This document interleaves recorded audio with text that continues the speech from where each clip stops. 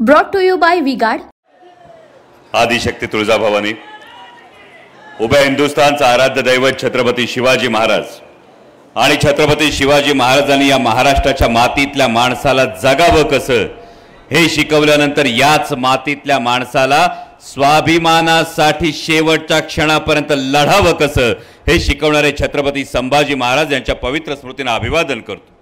आज काँग्रेस आणि इंडिया आघाडीच्या अधिकृत उमेदवार डॉक्टर सौभाग्यवती शोभाताई बच्चाव यांच्या या प्रचार सभेसाठी उपस्थित असणारे आदरणीय देशाचे नेते शरदचंद्रजी पवार साहेब, माझे मार्गदर्शक काँग्रेसचे ज्येष्ठ नेते बाळासाहेबजी थोरात, राष्ट्रवादी काँग्रेस पक्ष शरदचंद्र पवार पक्षाचे प्रदेशचे अध्यक्ष जयंतराव पाटील साहेब, माजी आमदार दीपिकाताई चव्हाण, युवकचे आमचे प्रदेशचे अध्यक्ष महबूबाई शेख, यशवंतजी गोसावी ज्यांचा आपण विचार ऐकले, ते कराळे मास्तर, व्यासपीठावरील सर्वच मान्यवर, कारण वेळेची मर्यादा असल्यामुळे सर्वांची नावं घेण्याबरोबरच सर्व पत्रकार बांधव आणि आपण सगळेजण,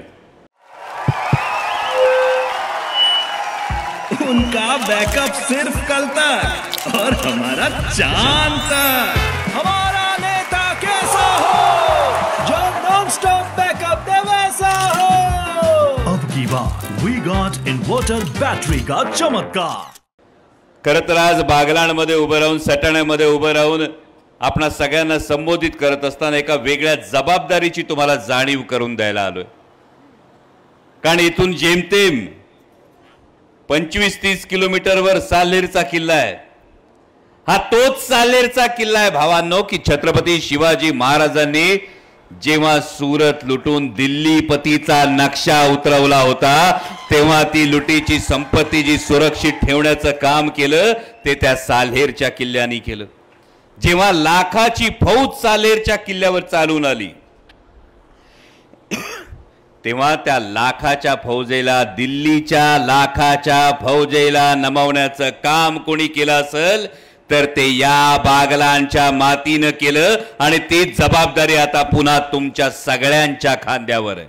कारण इथून जर सुरुवात केली, मगाची घोषणा ऐकली, फार बरं वाटलं, कांद्याले भाव नाही, आणि ही सुरुवात जेव्हा तुम्ही कसमादे पट्ट्यामध्ये करता तर ही फार महत्वाची गोष्ट। काय भाव किती कांद्याला आज?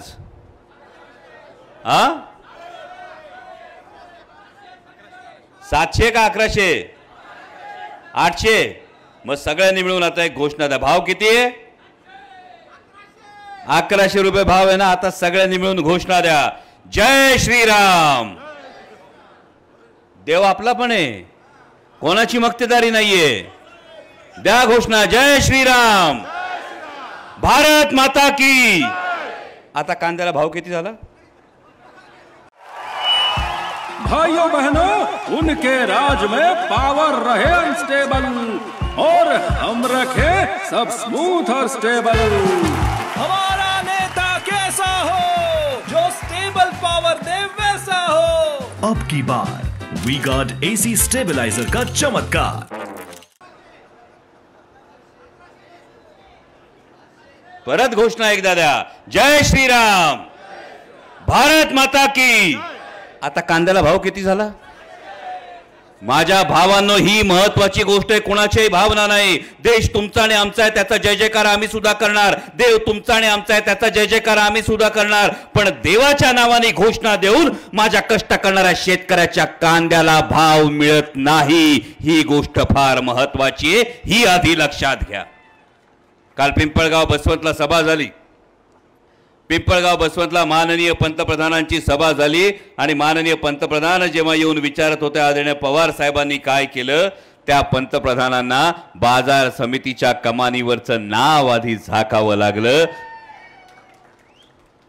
कारण ज्यांनी हे उभं केलंय, ज्यांनी केवळ ही इमारत नाही, ज्यांनी केवळ बाजार समिती नाही, ज्यांनी केवळ कमान नाही, ज्यांनी महाराष्ट्रातल्या शेतकऱ्याला स्वाभिमानाने उभं केलंय, त्यांच्या मातीतून प्रश्न विचारताना कदाचित माननीय पंतप्रधानांना सुद्धा प्रश्न पडला असेल आणि म्हणून कमानीवरचं नाव झाकावं लागलं। पण जेव्हा कमानीवरचं नाव झाकलं गेलं तेव्हा महाराष्ट्रातल्या प्रत्येक शेतकऱ्याच्या मनात याच भावना होत्या, अरे कमानीवर लिहिलेलं नाव काही काळापुरतं झाकू शकाल, शेतकऱ्यांच्या काळजावर कोरलेलं पवार साहेबांचं नाव कसं झाकणार. कालच्या सभेत एक घटना घडलेली आपण सगळ्यांनी इलेक्ट्रॉनिक माध्यमातून पाहिली असेल. म्हणजे एक व्हॉट्सअपवर मेसेज येत होता, त्या कालच्या घटनेनंतर जेव्हा एक कांदा उत्पादक शेतकरी उभं राहून कांद्याविषयी बोला एवढंच म्हणत होता, तेव्हा त्या शेतकऱ्याचं बकोट धरून त्यांना बाहेर काढण्यात आलं. ही भावना आपण सगळ्यांनी पाहिली.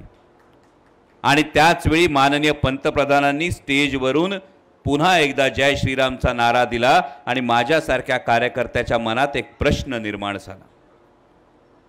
कारण त्यांच्याच एका उमेदवाराचं भाषण मी सोशल मीडियावर एका अभिनेत्रीचं भाषण ऐकत होतो, ज्या आता हिमाचलमध्ये उमेदवार आहेत, आणि त्यांनी असा दावा केला होता, त्यांनी प्रचारात असं सांगितलं होतं की मोदीजींनी रामराज्य आणलं. आणि खरोखर मनात प्रश्न पडला की एक कांदा उत्पादक शेतकरी त्याच्या कष्टानं पिकवलेल्या कांद्याला भाव मिळत नाही, म्हणून देशाच्या पंतप्रधानांना सांगतोय की माननीय महोदय कांद्यावर बोला, त्याची कॉलर पकडून त्याला काढलं जातं आणि तुम्ही सांगता रामराज्य मोदीजींनी आणलं. अहो, रामायणामध्ये आमच्या एका परीट बांधवांनी शंका व्यक्त केली तरी प्रभू रामचंद्रांनी त्याच्या शंकेचं हे निरसन प्रभू रामचंद्रांनी रामायणात केलं होतं. आणि कलियुगामध्ये माझा कांदा उत्पादक शेतकरी त्याच्या कष्टाच्या कांद्यावर बोला म्हणतो तर त्याला बखोट धरून बाहेर काढतात. तर कुठल्या रामराज्याची आम्ही अपेक्षा करायची, हा प्रश्न सर्वसामान्य शेतकऱ्याच्या मनात निर्माण झाल्याशिवाय राहत नाही.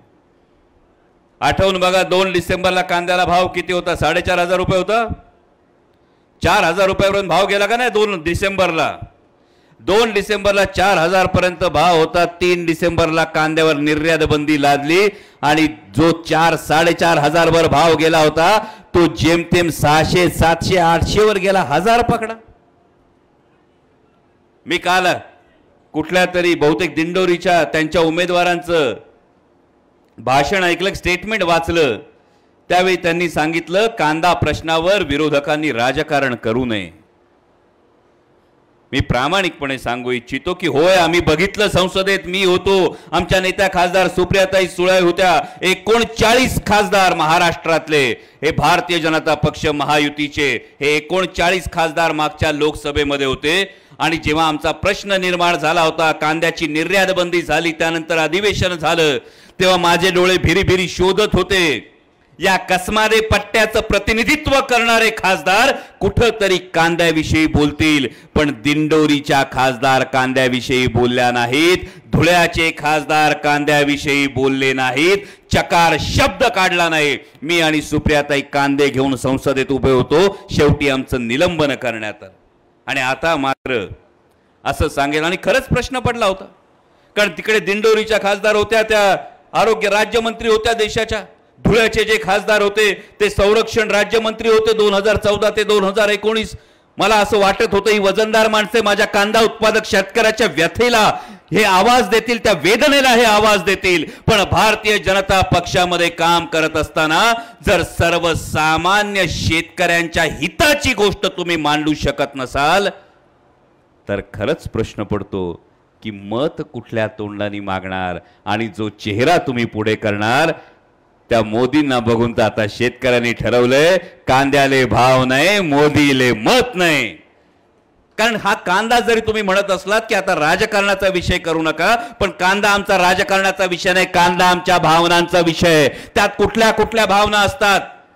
जेव्हा आमच्या शिरूर लोकसभा मतदारसंघामध्ये आदरणीय साहेबांनी बैठक घेतली होती तेव्हा कितीतरी शेतकऱ्यांनी सांगितलं होतं, आदरणीय शरदचंद्रजी पवार साहेब, सपराच्या घरात राहत होतो, सपराच्या घरातून आज स्लॅबच्या घरात आलो, दारापुढं 4 चाकी आली.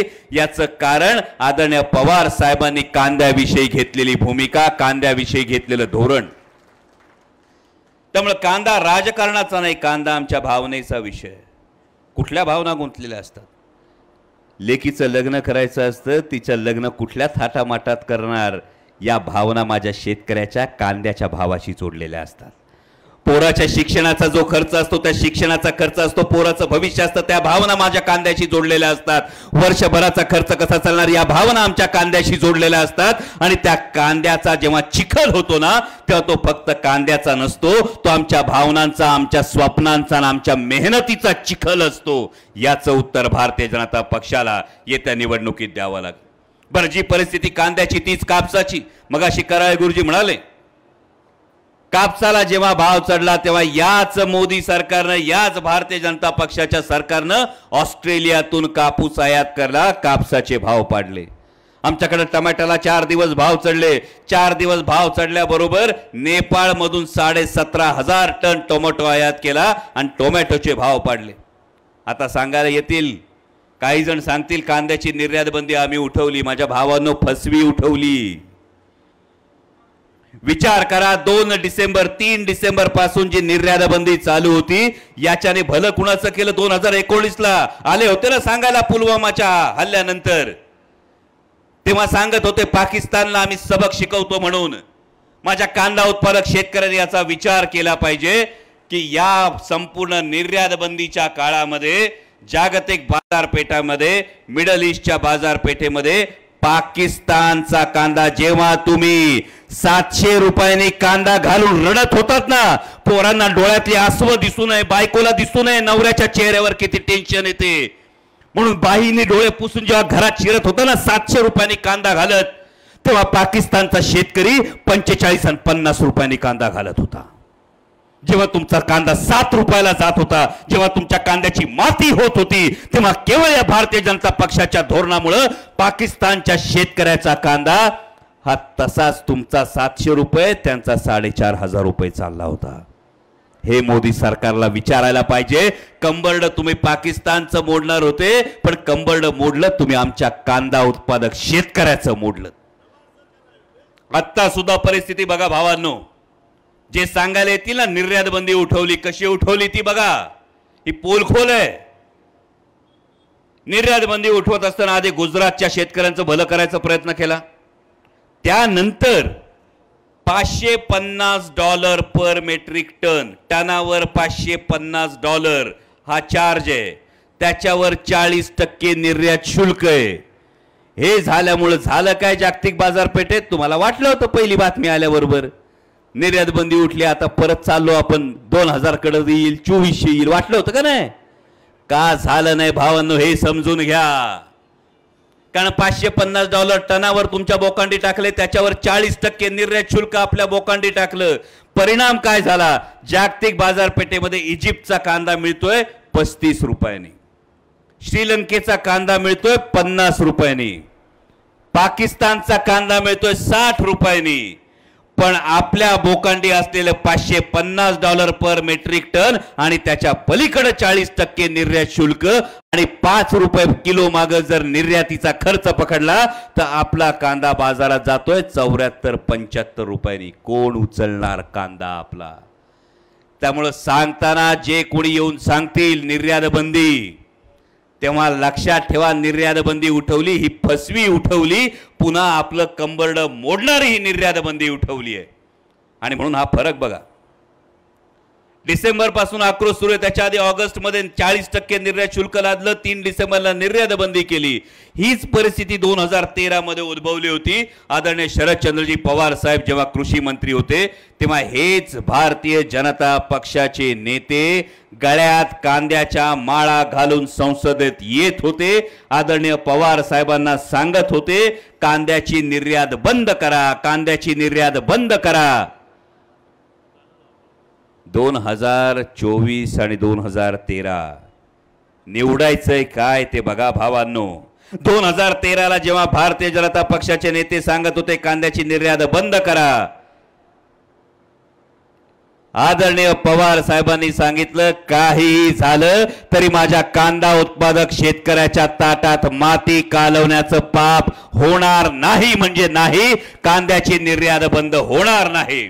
आणि ही भूमिका आदरणीय पवार साहेबांनी घेतल्यामुळं आपल्याला काय परिस्थिती मिळाली, आपल्याला काय भाव मिळाले हे आठवून बघा. आणि 2024 मध्ये 2023 मध्ये निर्यात बंदी केल्यानंतर आपल्या ताटात माती कालवण्याचं पाप कोणी केलं ते बघून घ्या.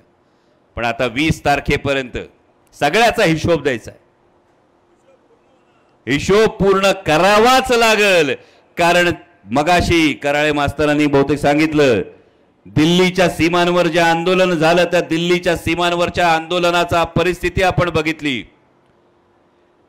कारण सैन्यात असलेला पोरग हे सियाचीन मध्ये -°C मध्ये देशाच्या सीमांचं रक्षण करत होतं आणि त्याचा 70 वर्षाचा म्हातारा शेतकरी बाप त्याच्या न्याय हक्कांसाठी दिल्लीच्या कडाक्याच्या थंडीत आंदोलन करत होता.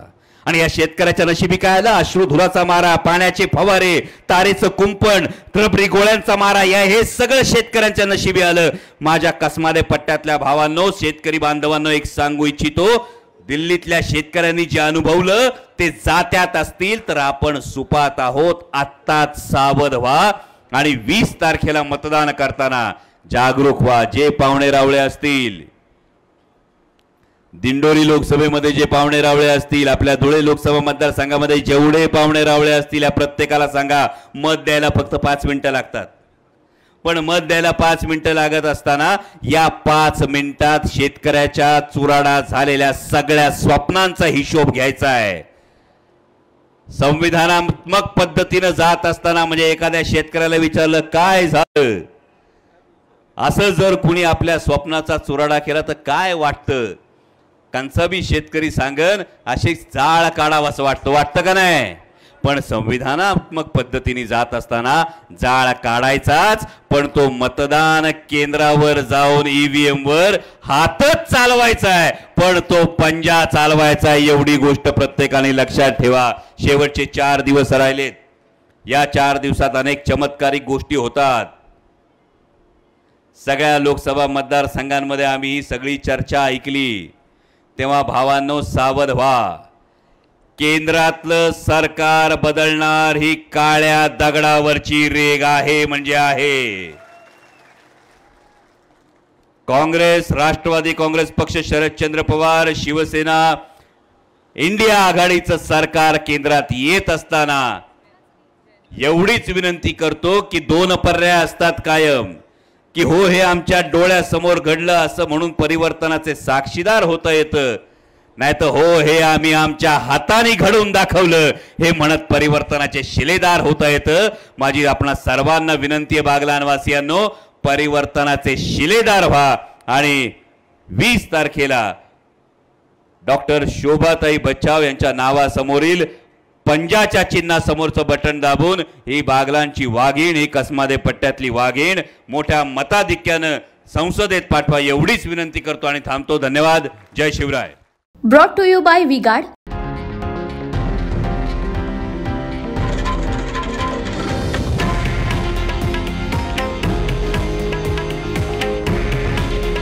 हे आहे देशातील नंबर 1 न्यूज नेटवर्क आणि आपण पाहत आहात TV9 मराठी. काळजी तुमची, हित महाराष्ट्राचं.